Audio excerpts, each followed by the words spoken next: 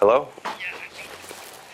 Well, where are you? Where are you calling from? In Stockholm. Oh, Stockholm. Stockholm is beautiful. I love Stockholm. When we recorded Plans, it was our first major label record, and I think that it was a very surgical process. We really took time to, groom the whole thing, and this record was a little bit more like rolling into work with Bedhead. If there's a little flub or a little twist or a little turn or a little bit of a bend here or there in the performance, we signed off on it. We were okay with it. It was like, you know what? We're a band. This is what we do. This is record number 6. Like, it sounds good. If it feels good, it's good enough to make the record.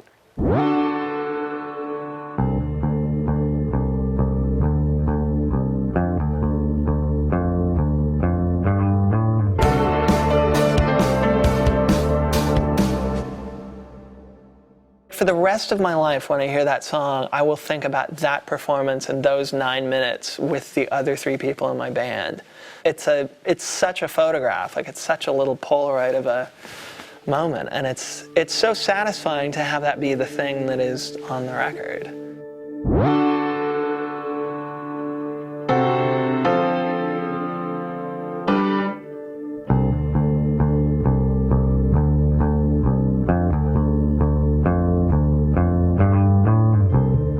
There was a palatable sense of something unique happening this time. With I'll Possess Your Heart, there was this need for me to kind of leave all of my expectations at the door and let the song kind of unfold and become a song that was a Death Cab for Cutie song and not one of Ben's demos. I had a very, very few rules, like as a producer with the band, like going in. And one of them was nobody stops a take for any reason. And the other one was anybody can veto a take or a performance. Nick and I were both in the control room just listening to playback through the monitors. And I moved across the room to do something, and I don't know why. We were set up in such a way that I would trip over Nick's DI, but it made this crazy distorto, crazy sound. Everybody kind of looked up and did this, like, everybody's ears went up, but it was the nobody stops to take thing. The song just unfolded as we were playing together, and everybody was kind of finding themselves in the song and finding the notes they wanted to play. And by the time the song turns into this juggernaut, everybody's just moving forward and playing with this fervor that I feel like we earn as the song kind of keeps keeps building, and we keep focusing on it. Also, going back to tape for Chris was as much to sort of get away from the sort of infinite realities and possibilities of the digital world.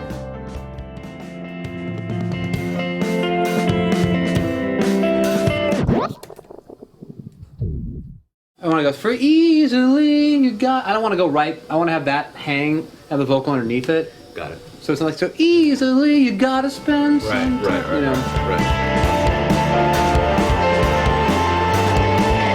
How I wish you could see the potential of you and me. It's like a book elegantly bound, but in a language that you can't read just yet.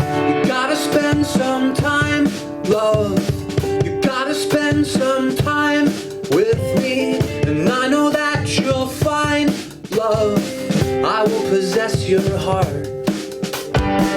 You gotta spend some time, love. You gotta spend some time with me, and I know that you'll find love. I will possess your heart. The record's got heavy breathing on it or something. Like there's a closeness to the feel of the instruments, and you can feel each guy in the same room as each other, and you can feel the brush of clothing, or you can hear that. It's much more intimate. There are days when outside your window I see my reflection. The nature of how we were, sitting in a room, all of us looking at each other, like there was so much more of a visceral, sort of reactive, in the moment kind of thing that was happening. You gotta spend some time, love. Like that was take 4, and we played it a half dozen more times after that. And that one we just kept going back to. I will possess your heart. Everybody good? I'm feeling great. I'm so much happier than I was the other day. Yeah, definitely. I will possess you. How do you know when to stop? When the song has achieved a repeat factor, meaning when you listen to it, you want to hear it again and again and again and again because you're satisfied with what's there. And then once you get to the repeat factor or the replay factor, then you leave it alone.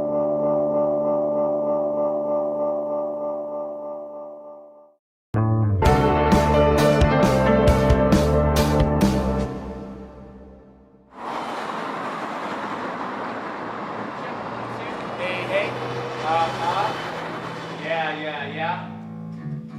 Check 1, 2. Hey. 1, 2. So today we are at Studio X in Seattle, and we were here doing a day charter session. There's this music blog website. It's run by this fellow named Sean Muller, and he started doing these sessions about 2.5 years ago. Ready? Yeah. 1, 2, 3, 4. The whole idea of the day charter session is that it's done absolutely live. It gets done to 1/4-inch tape machine at 15 inches a second, and it's kind of scrappy and kind of dirty and really fun.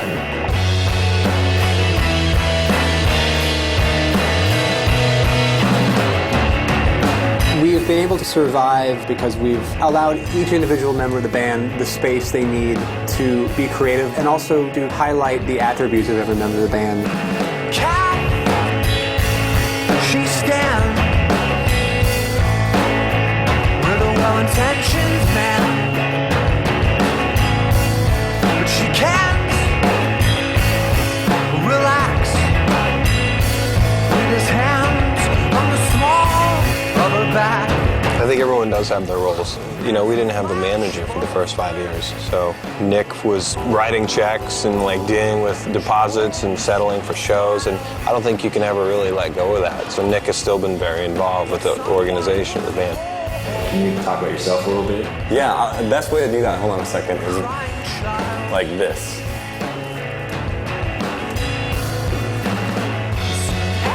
I'm Chewbacca in our band. That's what I do. I'm not Han Solo and I'm not Luke Skywalker. I'm Chewbacca. And that's what Chewbacca does. Like, he's just there, he's dependable. You know he's got your back.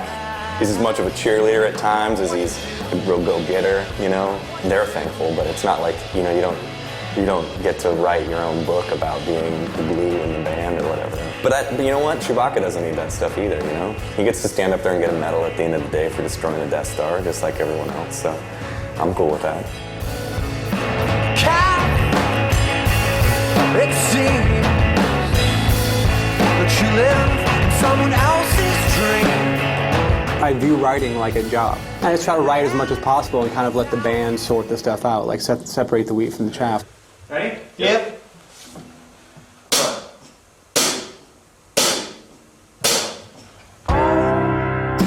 My talking bird, though you know so few words Chris, on the flip side, massive passion for music and production. are on infinite. We'd never get anywhere if Chris was, you know, just left to lead the pack, you know, because it's like, oh, what's this? And hey, what about that? And oh, that's really cool over there.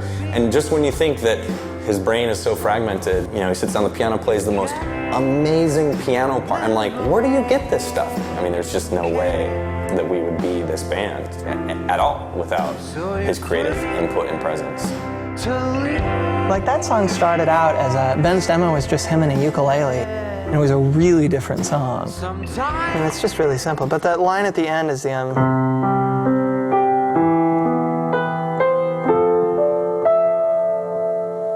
Though your feathers are tattered and furled, I don't know exactly what that leaves me to do other than maybe make sure that everyone just is patient and gets along.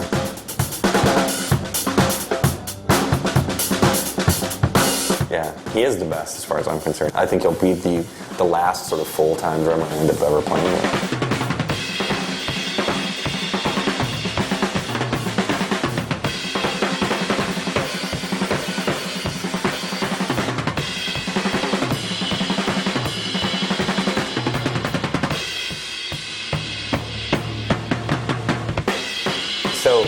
I mean, I don't know. Again, I can just go on and on and on about how much I love those guys. I literally fall asleep at night on the bus most of the time and just feel really grateful and thankful that they asked me to be in a band with them. As long as you don't fly away.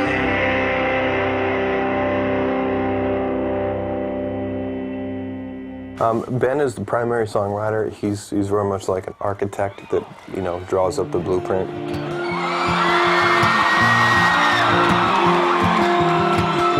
You know, it's Ben's words and it's his voice and it's his melodies. That's the commonality. Like, that's the thing that ties this all together. You know, having such a strong songwriter and having such a strong identity as a band, like, allows us to do that. And I think we're lucky that way. Love of mine, someday you will die, but I'll be close behind. I'll follow you into the dark, blinding lights or tunnels to gates of white. Just our hands clasped so tight, waiting for the hint of a spark. And he's such a scientist all the time. You know, I mean, he studied science in school, and he's just a mathematical scientist about so many things. And then he sits down and he writes these lyrics that are so poetic and so not science in any way whatsoever. I mean, I just look at him like it's just pure talent.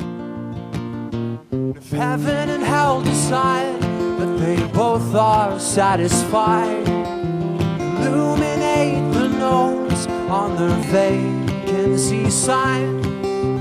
There's no one beside you when your soul embarks, and I'll follow you into the dark, and I'll follow you into the dark.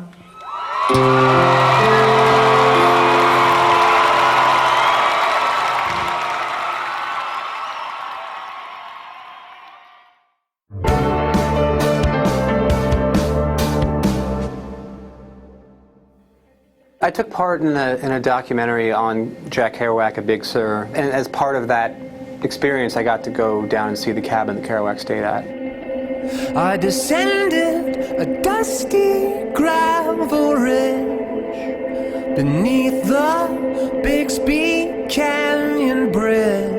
So I decided to go down for a couple of weeks and try to kind of have my own experience in a place that, you know, one of my biggest heroes kind of spent time down there. And I really like the fact that when you reach the Pacific Ocean, you kind of have to come to terms with a lot of things in your own life and in the lives of those around you, because there's nowhere left to go. I grabbed some stones from underneath and waited for you. I've always just been really kind of interested in kind of lionizing the small moments of life, and Kerouac was able to kind of create these mythic people out of the, you know, people that he loved, and I, in my own little way, have tried to do that. The vast majority of life is very seemingly boring and, you know, not very profound, so you have to kind of try to find at least a small level of profundity in some of the more mundane elements of life, and I think that's it tends to be the more interesting. All the way from San Francisco, as I chased the end of your road, 'cause I've still got miles to go.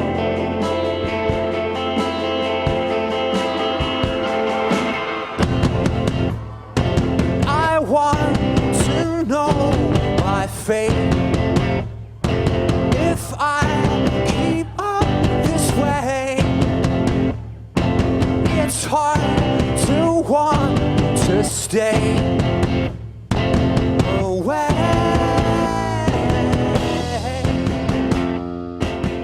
I like playing in shirts that aren't t-shirts, because I feel like when I'm playing, like, t-shirts slide up, and then before you know it, you're like wearing a muscle shirt while you're playing bass or something, and it looks goofy. So I play these. I have long sleeve shirts that I buy, and then I cut the sleeves off 3/4 length. So I just cut a chunk of them off. I don't know. I haven't figured that part of being in a rock band out yet. You know, the whole, what do you wear on stage? My bandmates look so good all the time. Ben and Chris are such snappy dressers. Okay, so now I need to go see if I can track down my other long sleeve shirts. I as of tomorrow morning, I really won't be home until September. That's about the best way of putting it. The practicality of that is that like I have to do lots of prep work to basically shut my house down for 4 months. Weird things like I have to make sure that all the perishable food is like thrown away so I don't come back in a month and find a mold fridge. I go for the equal distribution mode of feeding the bread to the birds because I just don't like looking out my window and seeing them fight over it. It's sort of a little promise I make, like, hey, I tell you what, if I feed you, will you still be here when I come back from tour? You know, because I like seeing birds and all that stuff. I pack the same thing for every tour. It's kind of militaristic in some ways, I guess. There's a rucksack sort of feel about it, but it's the only way I guess I know how to be at this point. So I have to pack 10 pairs of underwear, all the same, 10 pairs of socks, 10 t-shirts. I have the whole list worked out in my head. And yes, all I wear is blue, black, or brown. It kind of allows my mind anyway to sprawl out into other places. I don't have to think about it. Yeah, tonight we have a little bit of a dress rehearsal at the showbox, and then we're on the road. And then I won't have this sort of downtime, freedom stuff until September.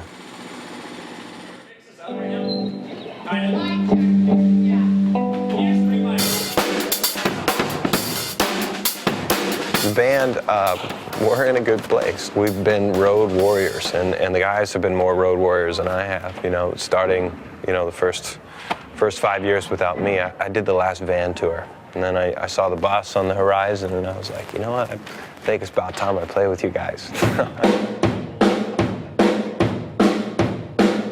Hey. It's a lot different now than it was 10 years ago. When you're 22, 23, and you're on the East Coast for the first time, and you're traveling up and down the 95 in a van, you don't care that one show is in New London, the next show is in DC, the show after that's in Boston, the show after that's in Philly. All the crazy routing and the weird places we stayed. That was just how it was at that time, and I know that I certainly wouldn't be able to kind of drop this entire machine that we've been traveling in for the last handful of years and go back to that. Like, I know I wouldn't be able to handle it now at 31, 32 years old. Oh, Ben, by the way, we are using the time we're using. It's the same kind of spirit of when we first started, where you just really don't know what the future holds. And so it's kind of exciting to stare that sort of big abyss in the face and be like, all right, what do you got for me?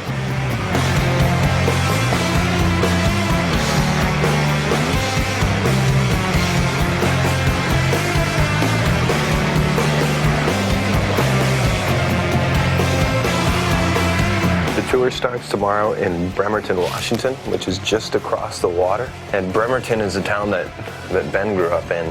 I mean, the show sold out really quick, and it seems like people are really excited. And it's a little bit scary, too, because we haven't played a big full rock show in like a year and a half, so anything can happen, right?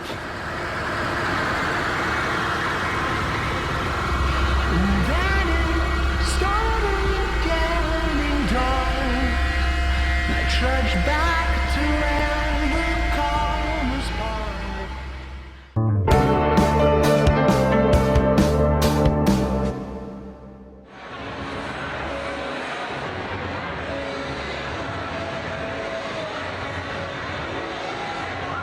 I descended the dusty ground.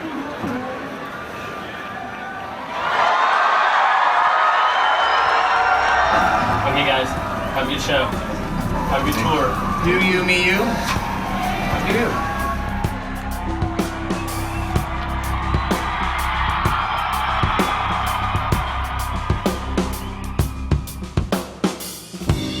The wind picked up, the fire spread, the grapevine scene left for dead. The northern sky looked like the end of days, end of days.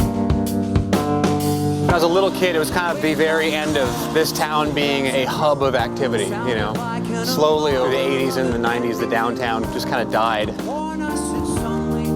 This place used to be called the Zoo Cafe. It was like a coffee shop. They did all ages, like punk rock shows. There was like a stage that kind of flared out here, bands would kind of play in the window. You know, it was like the only place to go that had live music that you could actually like smoke cigarettes and like drink coffee in. And my parents never liked me being down in this area of town during the weekends. We watched the plumes paint the sky gray. She laughed and danced through the field of graves. And there I knew it would be alright. It's very terminal. Like I would always, you know, have to run back from Seattle. I'd go to see shows in Seattle, and like the ferry schedule went, I think it was like 10:30 and then 12:50. And 12:50 was the ferry I was absolutely not allowed to be on, because that meant it was an hour-long ferry. That would have put me getting home at like 1:50 in the morning, you know, 2 in the morning, which, you know, when I was 15, 16 years old, was absolutely not acceptable. But, I mean, I would have to leave every show before the thing was over. So I'd miss encores, I'd miss all my favorite songs. I remember, you know, as a kid, like racing to catch a ferry to come back home and hearing, it was at a Superchunk show, and hearing Superchunk like finishing, like starting Package Thief as I'm running across the street to make the ferry. That happened all the time.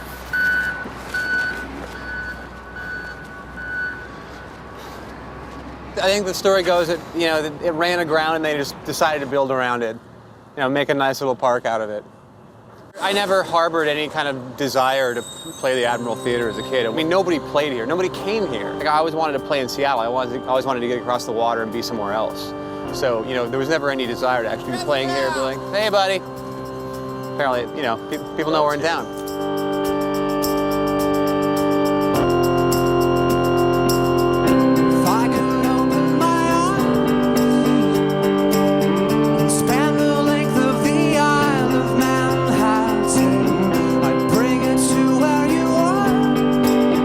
From the very first show that we did the other night on this tour. You know, it was the first time in a year and a half we'd played, and I was taking notes mentally as we were playing. I'm like, wow, this is different. This is an amazing place to be already at this point, you know? It's like still discovery. They would make your name sing. Bend through alleys and bounds off all the buildings.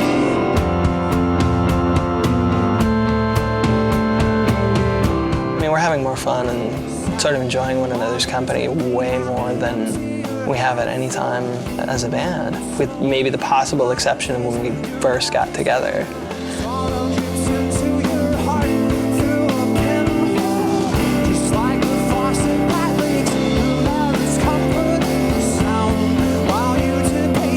This is kind of the first time since the very first album where we haven't had a massive transitional thing happen in between making 2 records. And for the first time also, there's just not this real sense of growing pains and having to get used to anything. There's a real in the zone kind of feeling about it.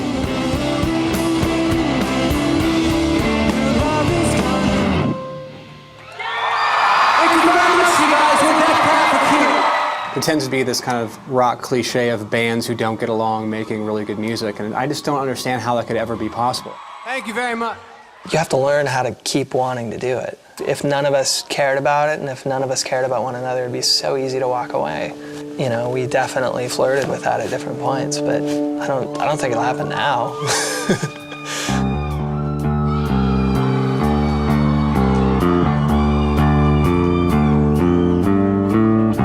We're communicating in the writing process and in the studio better than we ever have. I feel very blessed that the band has continued to be as successful as it has been, and that we've all been able to kind of relate to each other as individually better than we ever have. And I feel like the music that we're making now, and I think with this new record, is some of the strongest stuff we've ever done.